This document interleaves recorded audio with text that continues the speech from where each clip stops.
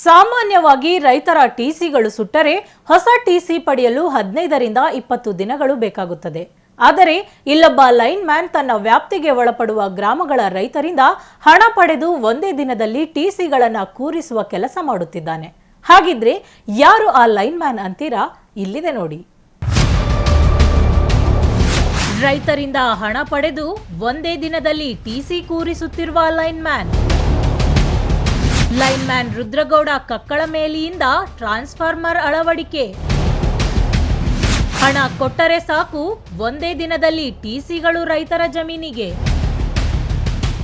ದಾವಣಗೆರೆ ಜಿಲ್ಲೆಯ ಜಗಳೂರಿನ line man Rudragowda Kakkalameli ಎಂಬುವರು ರೈತರಿಂದ ಹಣ ಪಡೆದು ಒಂದೇ ದಿನದಲ್ಲಿ ಟಿಸಿಗಳನ್ನು ರೈತರ ಜಮೀನಿಗೆ ಬಂದು ಕೂರಿಸುತ್ತಿದ್ದಾರೆ. ಸಾಮಾನ್ಯವಾಗಿ ರೈತರ ಜಮೀನುಗಳಲ್ಲಿರುವ ಟ್ರಾನ್ಸ್ಫಾರ್ಮರ್ಗಳು ಸುಟ್ಟು ಹೋದರೆ ಹೊಸ ಟಿಸಿ ಬರಲು 15ರಿಂದ 20 ದಿನ ಬೇಕು. ಆದರೆ ಲೈನ್ ಮ್ಯಾನ್ ರುದ್ರಗೌಡ ಬೆಸ್ಕಾಂ ನಿಯಮಗಳನ್ನು ಗಾಳಿಗೆ ತೂರಿ ರೈತರಿಂದ 10ರಿಂದ 20 ಸಾವಿರ ಹಣ ಪಡೆದು ಸ್ಥಳದಲ್ಲೇ ಟಿಸಿ ಕೊಡುವ ಕೆಲಸ ಮಾಡುತ್ತಿದ್ದಾರೆ. ರುದ್ರಗೌಡ ಕೆಲಸ ಮಾಡುವ ಜಮ್ಮಾಪುರ ವ್ಯಾಪ್ತಿಯ ಗ್ರಾಮಗಳ ರೈತರಿಂದ ಹಣ ಪಡೆದು ಟಿಸಿ ನೀಡುವ ಮೂಲಕ ಉಳಿದ ರೈತರಿಗೆ ವಂಚನೆ ಮಾಡುತ್ತಿದ್ದಾರೆ. ಇಲ್ಲಿ ಜಮ್ಮಾಪುರದಾಗ ಏನಾಯ್ತು ಅಂತ ಹೇಳಿದ್ರೆ, ರುದ್ರಪ್ಪ ಕಳ್ಳಮೇಳಿ ಅಂತೇಳಿ ಲೈನ್ ಮ್ಯಾನು 20 ವರ್ಷದಿಂದ ಇವರು ಇದೇ ಜಮ್ಮಾಪುರದಲ್ಲಿ ಡ್ಯೂಟಿ ಮಾಡ್ತಾರೆ.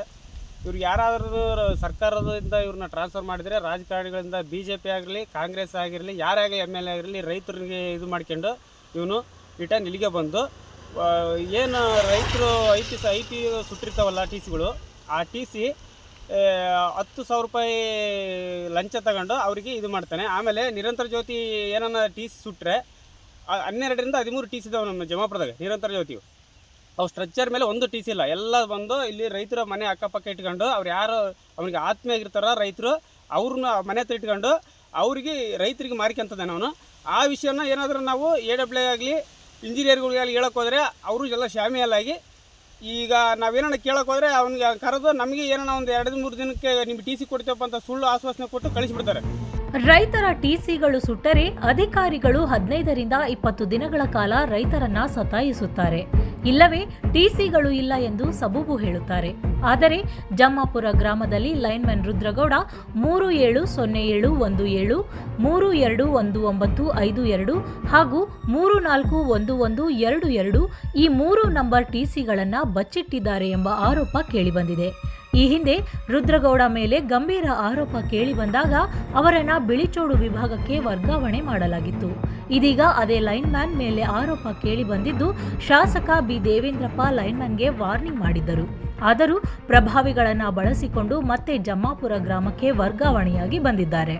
ಗೈಯೋಗಿದ್ದನ್ನ ನಾವು ಲಿಖಿತ ರೂಪದಲ್ಲಿ ಇಂಜಿನಿಯರ್ಗೆ ಅರ್ಜಿ ಕೊಟ್ಟು ಬಂದ್ವಿ. ಈ ಥರ ಆಗೈತೆ, ದೇವಸ್ಥಾನಕ್ಕೆ ಜನ ಬರ್ತಾರೆ, ಆಮೇಲೆ ಅಲ್ಲಿ ಜನ ಓಡಾಡ್ತಾರೆ ಬೇರೆ ಜಮೀನುಗಳಿಗೆ.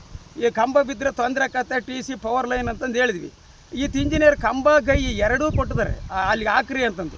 ಆ ಕಂಬ ಗೈರು ವೈರ್ ತಗೊಂಡೋಗಿ ಅಲ್ಲಿ ಇಂಜಿನಿಯರ್ ತೊಗೊಂಡ್ಗಟ್ಟೆ ರಾಮಣ್ಣನ ಹೊಲ್ದಕ್ಕೆ ಹಾಕಕ್ಕೆ ತಗೊಂಡೋಗಿದ್ದಾನೆ.